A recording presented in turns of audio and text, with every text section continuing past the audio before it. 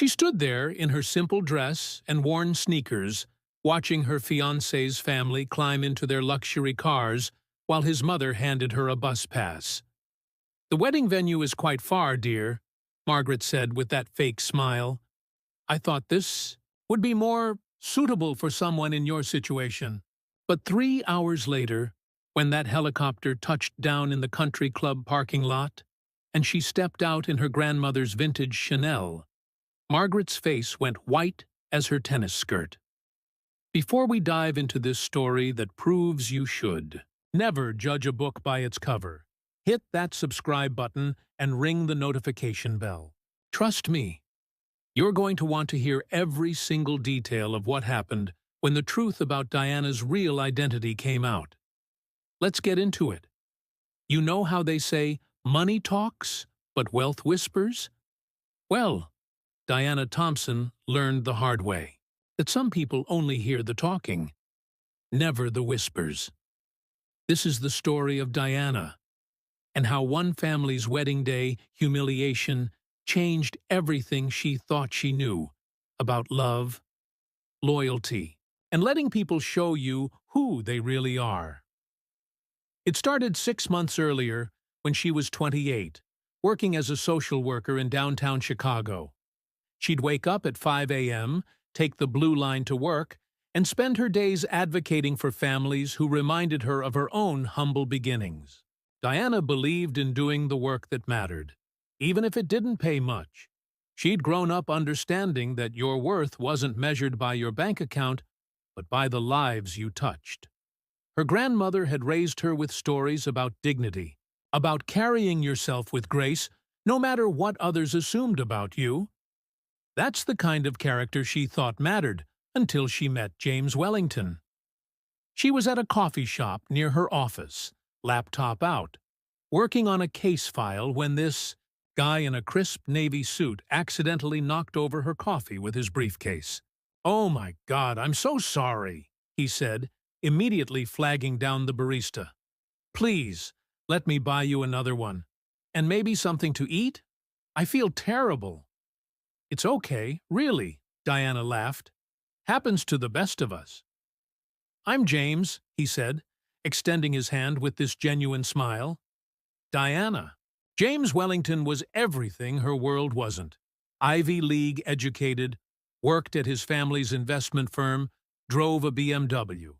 But what drew her to him wasn't the Polish. It was how he seemed genuinely interested when she talked about her work. For DB Turciden, the next 3 months, they were inseparable. James would pick her up after long days at the community center, listen to her stories about the families she helped, and even volunteer at the soup kitchen on weekends. He'd show up to her neighborhood block parties, completely comfortable eating from paper plates and sitting on folding chairs. He seemed to respect her world, her values, her choice to do meaningful work over chasing money. She was falling hard, and she thought he was too. But then she met his family. The first dinner at their house was like stepping into a museum for her. The Wellington estate in Lake Forest had a circular driveway longer than her entire block, with marble columns and windows that looked like they belonged in a cathedral. Margaret Wellington was a former federal judge who carried herself like she still had a gavel in her hand. Charles Wellington was old Chicago money, the kind of man who wore sweater vests unironically and belonged to clubs that had waiting lists. They had generational wealth, the kind that whispered instead of shouting, and they wanted everyone to know the difference between them and everyone else. Margaret greeted her with a smile that never reached her eyes. "So you're Diana, our little social worker," she said, making it sound like she'd said, "our little janitor." Throughout dinner, she kept making these perfectly calculated comments. "How noble that you work with those people. I imagine the pay reflects the charitable nature of the work. James mentioned you take public transportation. How environmentally conscious of you. I suppose not everyone can afford the luxury of choosing work they're passionate about when money isn't a concern." Charles would chuckle nervously and change the subject, but he never corrected his wife. James would squeeze Diana's hand under the table and later apologize for his mother's directness, but he never confronted her behavior in the moment. The IBC thing about James was that he'd been insulated by wealth his entire life. He genuinely thought his mother's comments were just awkward attempts at conversation, not calculated put-downs designed to remind Diana of her place.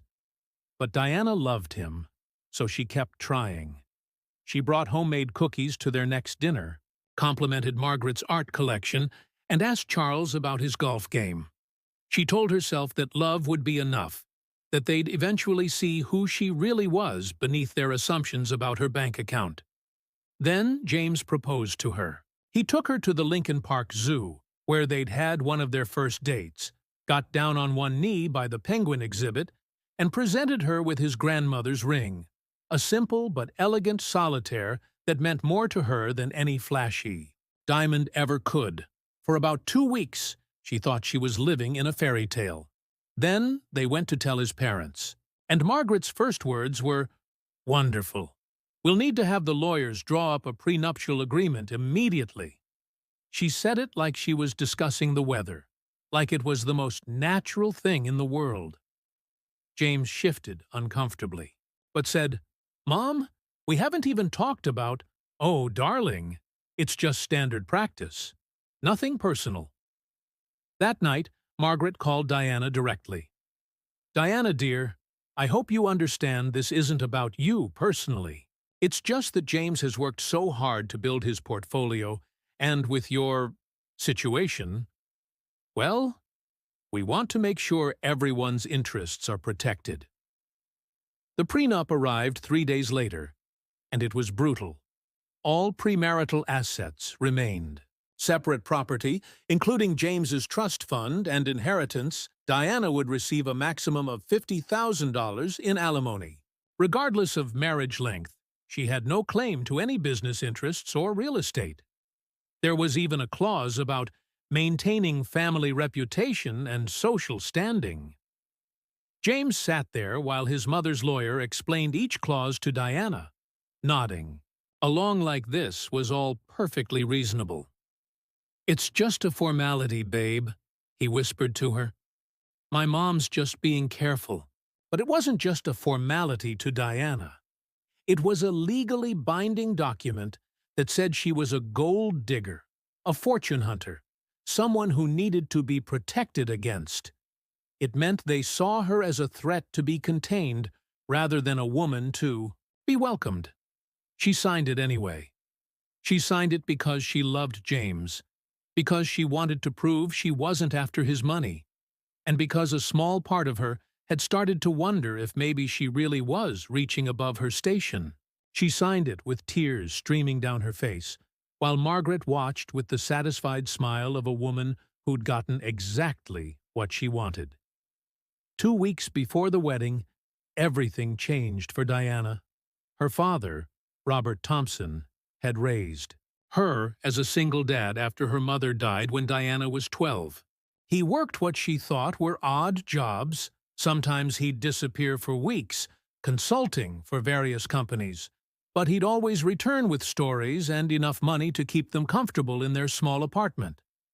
He worked irregular hours and traveled constantly, but he never missed a school play, never forgot a birthday, and always made time for their Sunday morning pancakes.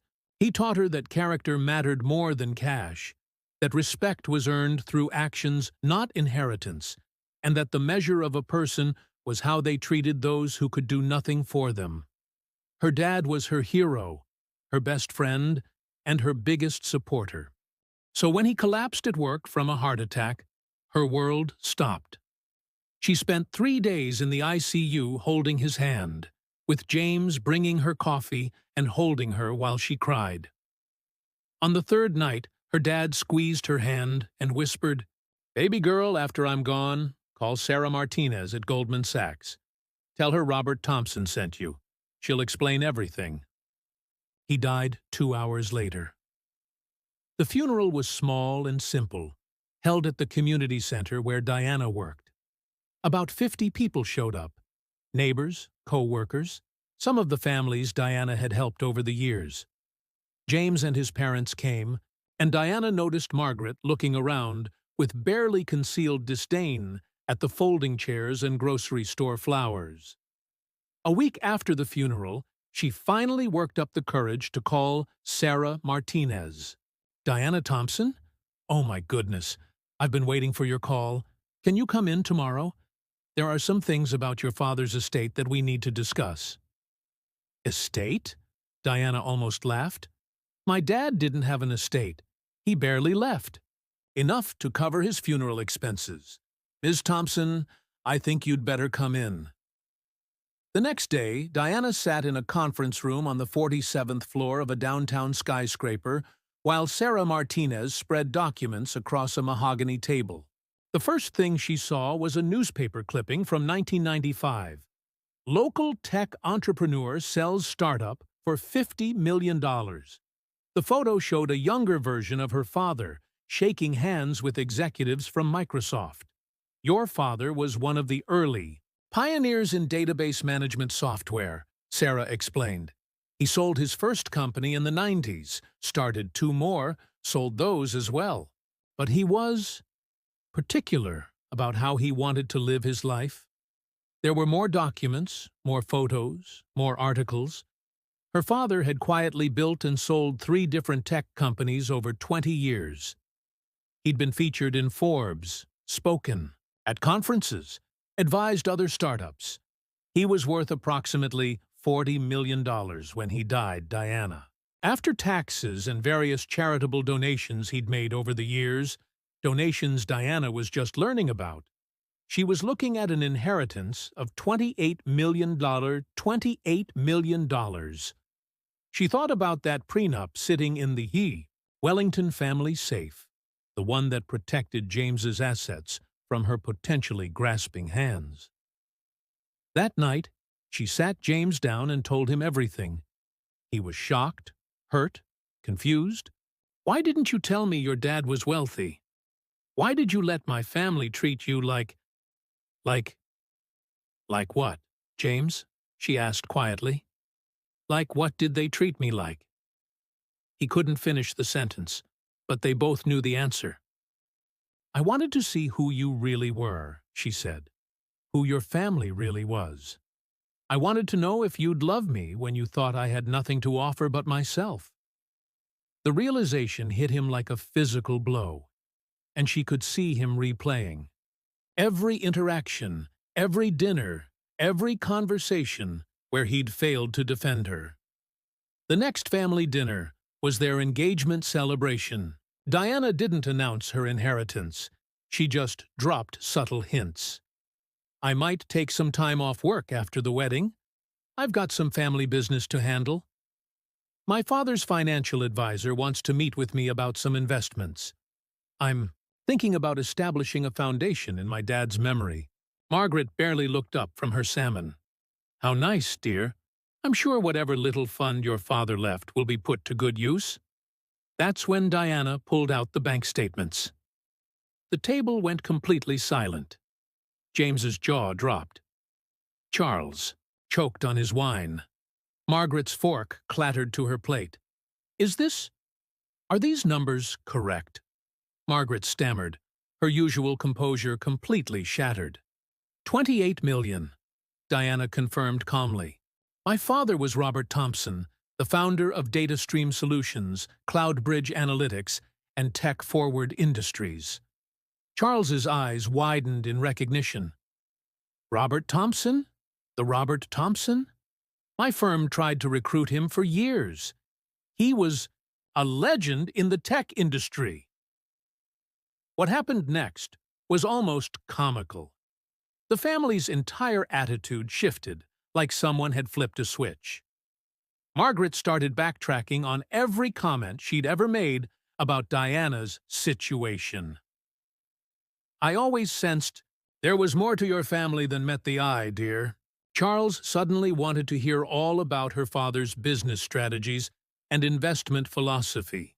Even James's sister Emma, who'd barely acknowledged Diana's existence, started asking about getting together for lunch. But the person Diana was most interested in watching was James. He sat there looking mortified, embarrassed, and increasingly uncomfortable as his family fawned over her. "Why didn't you just tell us?" he kept asking. "Why didn't you trust me with this?" "Would it have changed how your mother spoke to me?" Diana asked quietly. "Would it have changed how you let her speak to me?" He couldn't answer, because they both knew the truth. The relationship limped along for another month, but it was over. James couldn't handle the role reversal. He'd fallen in love with being Diana's savior, her ticket to a better life, her generous boyfriend who took her to nice restaurants and bought her things she couldn't afford. Now that she had more money than his family did, he didn't know how to relate to her. Margaret kept calling, inviting Diana to charity events and society functions, but Diana had seen her true colors. The woman who'd handed her a bus pass to her own engagement party was now eager to claim her as a daughter-in-law. The final straw came when James suggested they tear up the prenup and start over. "We can write a new one," he said desperately. "A fair one, or no prenup at all. Whatever you want." "James," she said gently, "do you love me because the man she loved would have torn up that prenup himself when he saw how much it hurt her, would have defended her at every family dinner, would have seen her worth regardless of her bank account?" She gave him back the ring and kept the prenup, not because she was bitter, but because she'd learned something valuable about the difference between being loved and being tolerated. 6 months later, she established the Robert Thompson Foundation, focusing on educational opportunities for underprivileged youth and supporting social workers in underserved communities. She still works as a social worker, though now she's opened her own nonprofit with better resources and higher salaries for her staff. She's met someone new, Marcus, a teacher at an inner-city high school. He makes $45,000 a year and drives a Honda Civic with 150,000 miles on it. But he brings her coffee when she works late, volunteers at her foundation on weekends, and introduced her to his family as the most amazing woman I've ever met, before he knew anything about her inheritance. Her father's gift wasn't just the money. It was the lesson that people will show you exactly who they are if you pay attention, and that real love doesn't come with conditions or prenups. Margaret's prenup was supposed to protect the Wellington family fortune from a gold-digging social worker, but it ended up protecting Diana from a family who valued her net worth more than her actual worth. Sometimes the best thing someone can do for you is reveal their true character before you're legally bound to them. That prenup was the most expensive piece of paper the Wellingtons ever signed, and it saved Diana from making the biggest mistake of her life. That prenup taught Diana the most valuable lesson of her life. Never let anyone make you feel small, especially when they don't know your whole story. Her father lived modestly despite his wealth to teach her that money doesn't define you, but character does. But she learned that some people will only see your value in dollar signs, and those aren't your people. If this story resonated with you, smash that like button, share it with someone who needs to hear this message, and subscribe for more real-life stories about people who proved that assumptions can be dangerous things. Drop a comment and tell me, have you ever been underestimated because of how you looked or what people assumed about your background? We read every single comment. Until next time, remember that your worth isn't determined by other people's assumptions, and the right people will see your value regardless of your bank account.